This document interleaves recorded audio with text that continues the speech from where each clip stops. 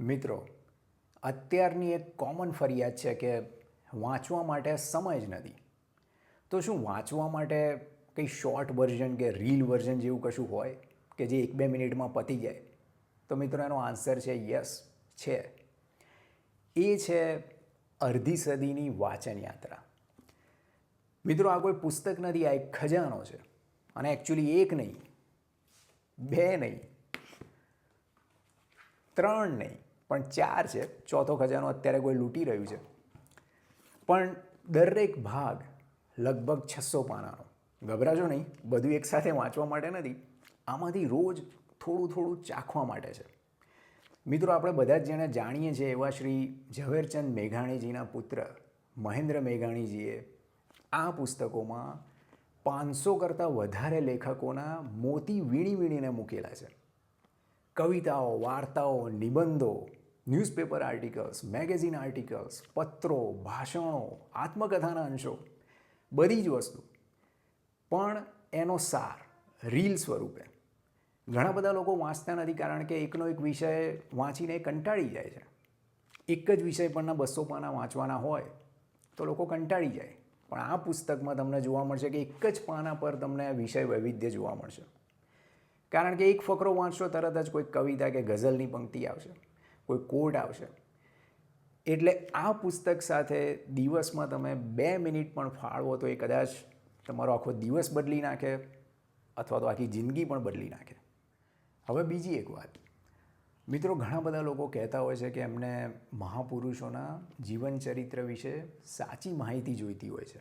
For example, Gandhiji વિશે અત્યારે social મીડિયામાં એટલી બધી ઇન્ફોર્મેશન અવેલેબલ છે કે શું સાચું અને શું ખોટું એ કહેવું જ મુશ્કેલ છે. તો એવા સંજોગોમાં ગાંધીજીના સત્યના પ્રયોગો, હિન્દ સ્વરાજ, મારા સ્વપ્નનું ભારત કે પછી શ્રીમદ ભગવદ્ ગીતા પરના એમના વિચારોનું પુસ્તક અનાસક્તિ યોગ કે પછી એમનો 1000 પાનાનો પત્ર વ્યવહાર કોણ વાંચશે અને સમજશે? એ જ રીતે સરદાર વલ્લભભાઈ પટેલ, જવાહરલાલ નહેરુ, સુભાષચંદ્ર બોઝ, ભગતસિંહ, આ બધા મહાપુરુષોના સમગ્ર સાહિત્યનો અભ્યાસ કરવો લગભગ અશક્ય છે. તો મિત્રો, આ પુસ્તકમાં તમને એમના પત્રો, એમના ભાષણો, એમના જીવનની નાની નાની એવી ઝલકો મળશે કે જેનાથી તમે એમના સાચા વ્યક્તિત્વનો સ્વાદ થોડોક ચાખી શકશો. એટલે મિત્રો, મારા મતે તો મેઘાણીજી એ આજના યુગના ભગીરથ છે કે એમણે જ્ઞાનની ગંગાને ગુજરાતીમાં આ 4 પુસ્તકોમાં ઉતારી દીધી છે. એટલે જો કોઈ વ્યક્તિ એવું કહે કે એમને ફ્રેન્ડ, ફિલોસોફર, ગાઈડ જેવું કોઈ પુસ્તક જોઈએ છે તો ઓફકોર્સ આ બેસ્ટ ફિટ છે.